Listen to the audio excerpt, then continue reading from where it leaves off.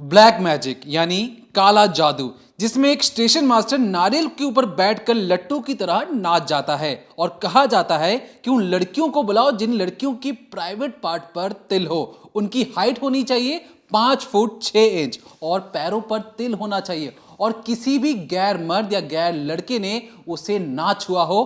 तब अगर आप इन लड़कियों को लेकर आते हो तो कम से कम आप 30 से 35 करोड़ रुपए बड़े आसानी से कमा सकते हो। लेकिन कहानी यही खत्म नहीं होती है। कहा यह जाता है कि आप 2 मुंह वाले सांप को लेकर आइए, उसकी लंबाई चौड़ाई सब मापी जाती है, वजन किया जाता है कि सांप की जो मोटाई है वो खाते पीते घर का सांप हो। दूसरी चीज, ये जो आप कछुआ देख रहे हैं, इस कछुए में कहा गया है कि इसकी 10 से 20 नाखून होने चाहिए और इस कछुए में 20 नाखून भी है और छोटा सा मुंह इसका बाहर आता हुआ नजर भी आ रहा है। अभी जो सारी चीजें मैंने आपको बताई, ये सिर्फ और सिर्फ किस लिए चाहिए? काला जादू करने के लिए चाहिए, ताकि आप इस काली जादू के जरिए मोटे गुलाबी नोट आसानी से कमा सकते हैं। अभी जो सारी चीजें मैं आपको बता रहा हूं, आपको लगेगा मैं आपको काले जादू की शिक्षा दे रहा हूं, क्लास दे रहा हूं, लेकिन ऐसा बिल्कुल भी नहीं है। क्योंकि बंद दरवाजे के अंदर उन लड़कियों के माता पिता को बाहर खड़ा करवाया जाता है, उन गरीब घर की लड़कियों से जबरन संबंध बनाया जाता है, उसकी प्रॉपर वीडियोग्राफी करवाई जाती है और कहा जाता है कि तुम मुझे खुश करो और 30 से 35 करोड़ जो इस वक्त आप अपनी स्क्रीन पर देख रहे हैं, ये सारी फुटेज दिखाए जाते हैं लड़की और लड़की के घर वालों को, और इसलिए ताकि बड़ी आसानी से मान जाए, किसी को कंप्लेन ना करें। लेकिन जब हद बहुत ज्यादा बढ़ जाती है, जब पानी सर के ऊपर से निकल जाता है और ये जो काले जादू की जो दुनिया है, जो अंधेरी दुनिया से जो चीजें बाहर निकलकर जब सबके सामने आती हैं, तब भ्रम का जो शीशा है वो टूटता है और असली सच्चाई बाहर आती है।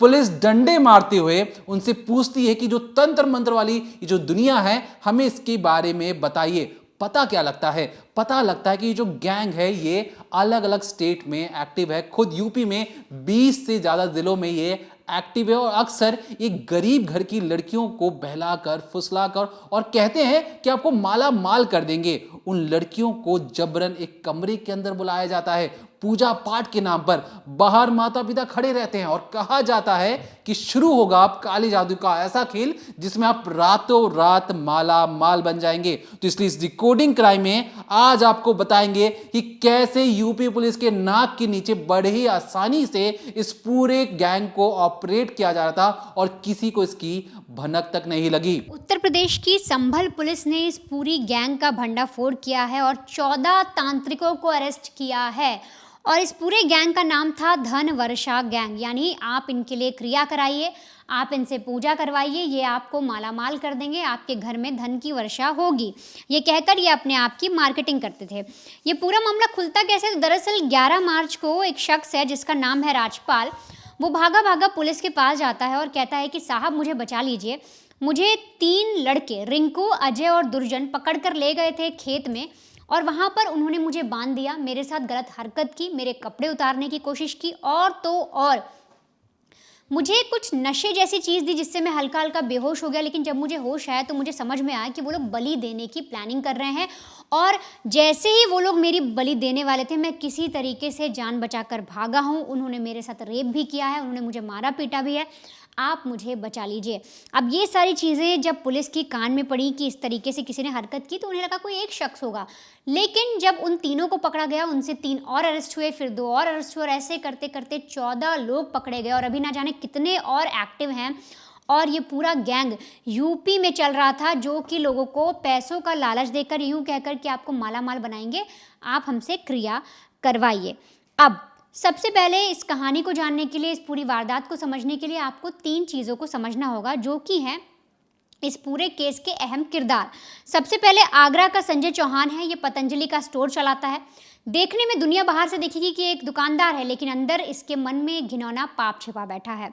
दूसरा है राघवेंद्र, ये माइक्रोबायोलॉजी से MSc पास है। तीसरा रघुवीर सिंह है, जो कि फिरोजाबाद का स्टेशन मास्टर है और यही वो शख्स है जो लोगों को इम्प्रेस करने के लिए, या यूँ समझिए कि लोगों को झांसे में लेने के लिए नारियल पर बैठकर लट्टू की तरह घूम जाता है। आप सोचिए, नारियल रखा, उस पर बैठ जाता है और गोल गोल लट्टू की तरह घूम जाता है और यही सब देखकर ये लोगों को अट्रैक्ट करते थे। अभी आपने समझा कि देखिए इसमें पढ़े लिखे लोग भी शामिल हैं। एक स्टेशन मास्टर है, एक माइक्रोबायोलॉजी से जिसने एमएससी किया है वो शख्स है, और ये लोग लोगों को बेवकूफ़ बना रहे हैं। इस तरीके से अंधविश्वास का जो जाल है फैला रहे हैं कि लोग इनकी तरफ आकर्षित हो जाते हैं। अब जो मेन किरदार हैं वो समझे। अब बात आती है कोड वर्ड की, यानी कैसे कैसे कोड वर्ड बनाकर ये लोग काम करते थे। क्योंकि अगर मैं आपको साफ तौर पर समझाऊं तो ये लोग स्लीपर सेल की तरह काम कर रहे थे। स्लीपर सेल से कहने का मतलब है कि ये दिखते नहीं थे कि ये तांत्रिक हैं, ये गुरु हैं, ये कोई क्रिया करते हैं। ये घर में आम जिंदगी जीते थे, अपना स्टोर चला रहे हैं, अपनी टीचिंग कर रहे हैं, अपना स्टेशन मास्टर का काम कर रहे हैं। लेकिन जब भी इन्हें पता लगता कि कोई क्रिया कराना चाहता है, कोई अपनी लड़की भेजने को तैयार है, कोई उल्टे पैर पैदा हुआ लड़का भेजने को तैयार है, ये तुरंत एक्टिव हो जाते थे। और इसके लिए इन्होंने कोड वर्ड बना रखे थे आपस में बात करने के लिए। वो क्या है, वो भी बहुत ही इंपॉर्टेंट 3 कोड वर्ड हैं। पहला कोड वर्ड है आर्टिकल। आर्टिकल से इन लोगों के कहने का मतलब था कि जिस भी शख्स के साथ, चाहे वो जिंदा हो, मुर्दा हो, जानवर हो, कोई भी चीज़ हो, उसका नाम ये लोग आर्टिकल रखते थे। मतलब जिस शख्स के साथ क्रिया करनी है, जैसे क्रिया करने के लिए कोई लड़की चाहिए, उल्टे पांव पैदा हुआ लड़का चाहिए, कछुआ चाहिए, 2 मुँहा सांप चाहिए, इन सभी चीज़ों को ये लोग आर्टिकल कहकर संबोधित करते थे और बोलते थे कि क्या तुम्हें वो आर्टिकल मिल गया। अलग अलग नाम रखे थे जिससे सामने वाला समझ जाता कि हाँ, यहाँ लड़की की बात हो रही है, लड़के की बात हो रही है, सांप की बात हो रही है या कछुए की बात हो रही है। अगला कोड आता है मीडिया। मीडिया का इसलिए संदर्भ लाते थे क्योंकि मीडिया जो है, आप यूँ जनरल भी समझिए, किसी चीज़ को इन्हें मार्केट में बेचना है, किसी चीज़ को प्रमोट करना है तो कायदे से सोशल मीडिया का यूज़ करते थे। ये अपना व्हाट्सएप पर प्रचार करते थे, अपने बैनर बनवाते थे, और बैनर एकदम साफ़ सुथरे बनवाते थे कि कल को वो पुलिस के हाथ लगे, किसी और के भी हाथ लगे तो किसी को शक ना हो। पूजा पाठ से रिलेटेड बैनर बनवाते थे। साथ ही साथ लिखते थे कि अगर आपके घर में शांति चाहिए, ग्रह शांति करानी है तो उसके लिए संपर्क करें। इस तरीके से ही अपने आप को कांटेक्ट करते थे। और तो और अंधविश्वासी लोगों की, अगर मैं सही तौर पे कहूँ, हो सकता है बहुत से लोग को बुरा लगे पर कमी नहीं है। बहुत से ऐसे लोग हैं जो बड़े ही आसानी से अंधविश्वास के झांसे में आ जाते हैं और इसी का ये लोग फ़ायदा उठाते और इस तरह से अपनी मार्केटिंग कर देते कि लोगों को लगता कि अरे ये तो बिल्कुल सही कह रहे हैं, इनसे सच्चा, इनसे अच्छा इंसान नहीं है। अगर मैंने इनकी बात मान ली तो मेरे घर में धन की वर्षा होगी, मैं करोड़पति बन जाऊंगी। तो इस तरीके से ये लोग सोशल मीडिया का यूज़ करके धीरे धीरे अपने मार्केटिंग कर रहे थे। अगला जो इनका कोड वर्ड था वो था गुरु, यानी गुरु कोड था। गुरु कोड का मतलब क्या होता है कि ये जो 14-15 लोग अरेस्ट किए हैं पुलिस ने, इसमें सारे तांत्रिक नहीं हैं। कुछ लोग ऐसे हैं जो ये क्रिया करवाते हैं, इंतजाम करते हैं, उनके गुर्गे हैं जिन्होंने ये नेक्सस शुरू किया। अब इसके लिए बाहर से गुरु बुलाए जाते थे और गुरु को भी इस पूरे केस में इन्वॉल्व करा इन्होंने।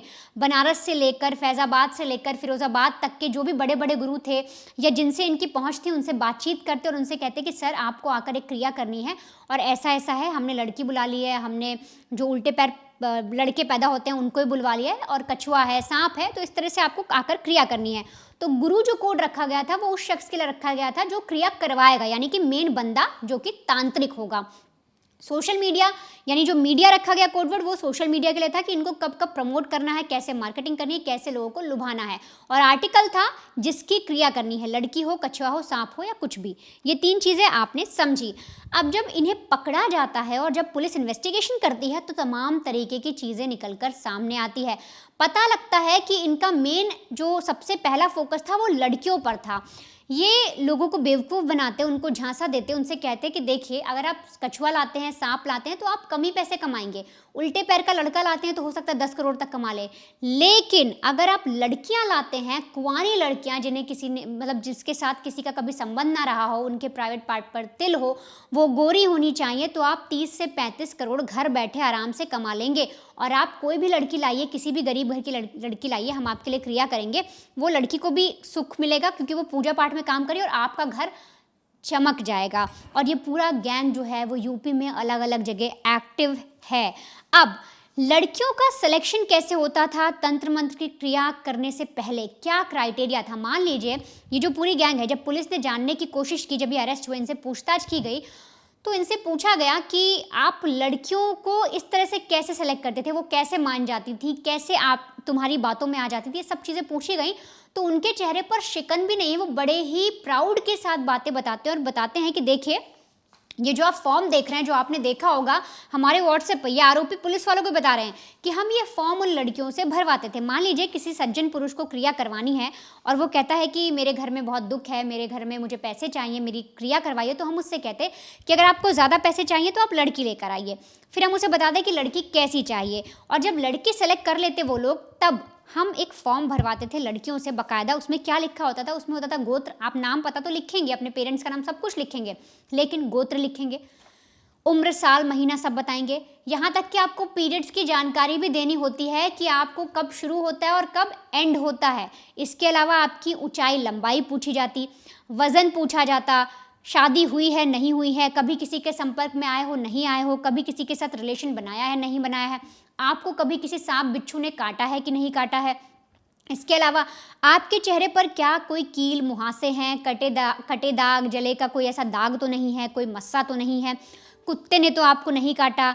इसके अलावा क्या कभी आपको ऑपरेशन हुआ है, आपके शरीर पर कहीं भी कोई छोटा सा भी कट मार्क तो नहीं है, क्या आप कभी जेल गई हैं, क्या आपके प्राइवेट पार्ट के आसपास तिल है, क्या आपने पिछले 15 दिन के अंदर किसी के साथ रिलेशन बनाया है, या इसके अलावा आपके शरीर पर टैटू तो नहीं है। ये जो फॉर्म मैंने आपको बताया, इतनी सारी जो लिस्ट है, कम से कम 20-25 जो लिस्ट है, ये भरवाते थे। और इसमें सबसे अहम माना जाता था प्राइवेट पार्ट पर तिल होना। इनका मानना था कि अगर ऐसा होगा तो क्रिया बहुत ही ज़्यादा अच्छी होगी और इसका फल मिलेगा।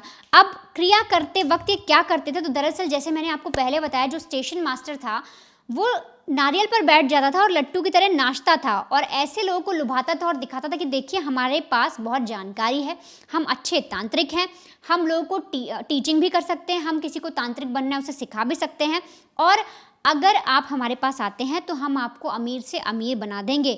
यहाँ तक कि पुलिस को इनके पास एक ऑडियो भी मिला है जिसमें लोगों को बहला रहे हैं, फुसला रहे हैं और कह रहे हैं कि आपको 35 करोड़ तो हम घर बैठे दे देंगे, आप बस अपनी लड़की तो भेजिए। और लोगों को देखिए, उनको शर्म तक नहीं आती, वो इस काम के लिए अपनी लड़कियों को भेज भी देते थे।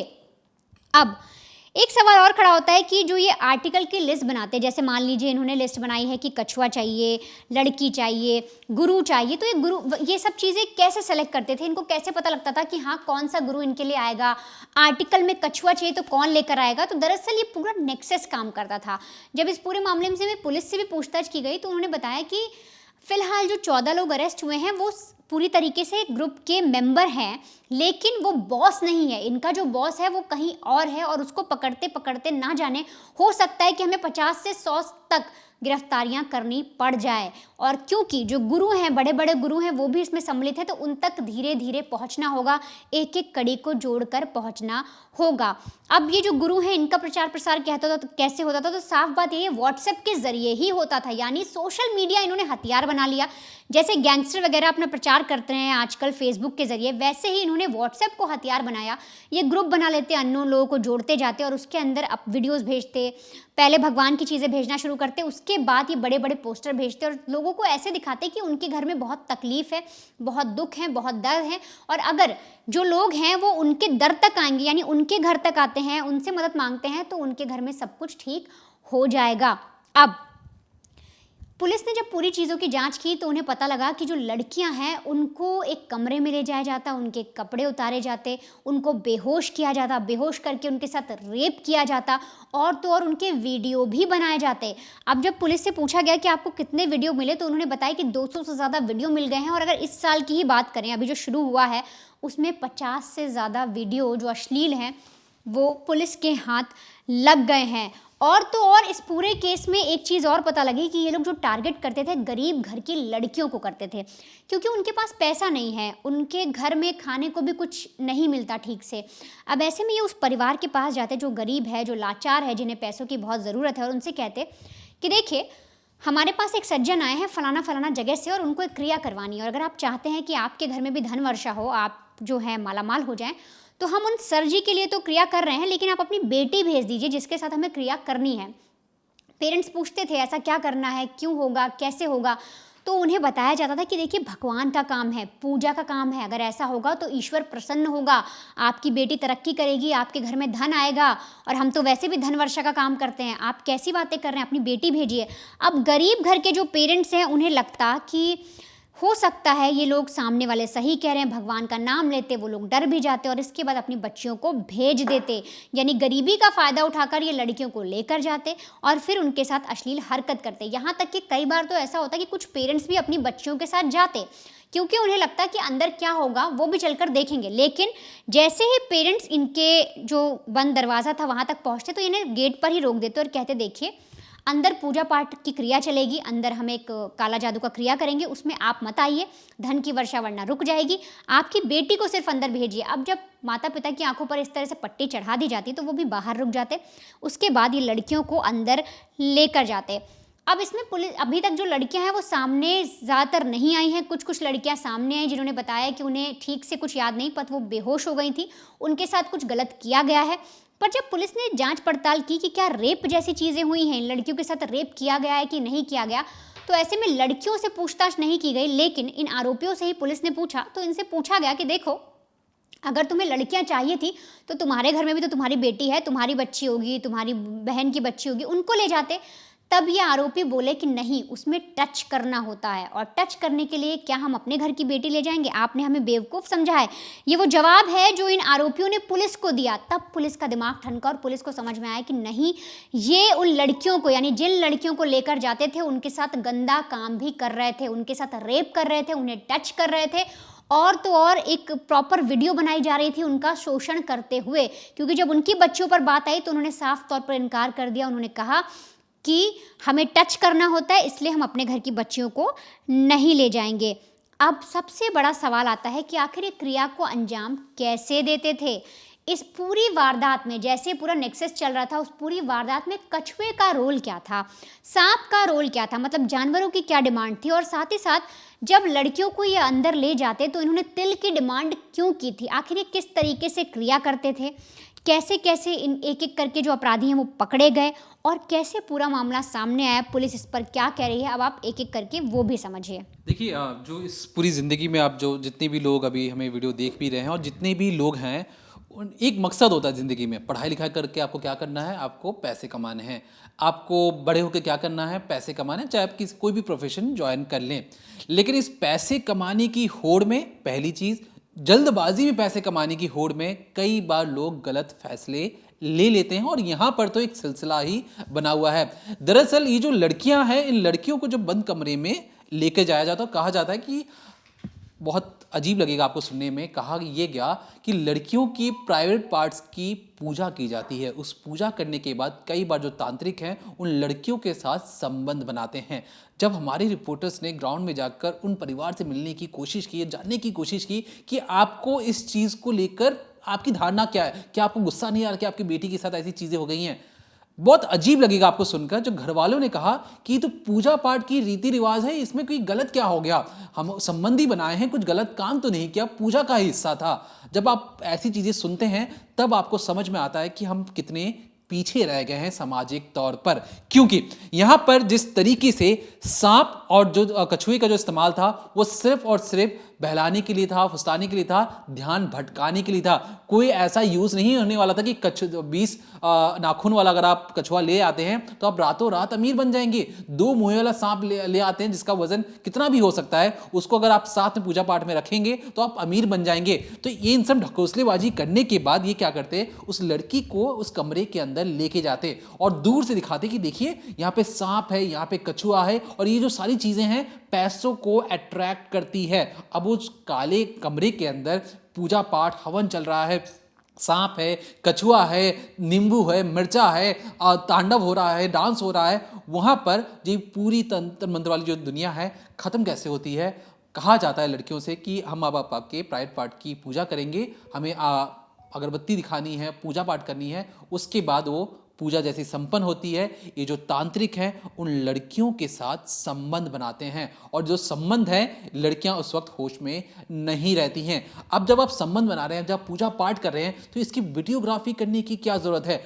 पूजा पाठ का कोई वीडियोग्राफी नहीं मिला है। जब पुलिस तब सन रह गई, तब उन्हें समझ में आया कि जो वीडियोग्राफी हो सिर्फ और सिर्फ लड़कियों के साथ संबंध बनाने की वीडियोग्राफी ओनली, बाकी कोई वीडियोग्राफी तंत्र मंत्र वाली चीजें नहीं है। हाँ, ये जरूर है कि उस कमरे में ऐसी तमाम वो चीजें थी जो साफ तौर पे इशारा कर रही थी कि इस कमरे के अंदर पूजा पाठ हुई है। तो पूजा पाठ की आड़ में गरीबों को बहलाकर फुसलाकर उन्हीं की बेटियों के साथ संबंध बनाकर और पूरी दुनिया में ये दिखाते हुए कि भैया हमारे जैसा शरीफ कोई और नहीं, और यहां तक कि जिन परिवारों के साथ ऐसी चीजें हुई हैं वो इसे गलत भी नहीं मान रहे। तो तब सोचिए कि जो हमारा समाज है वो किस ओर जा रहा है।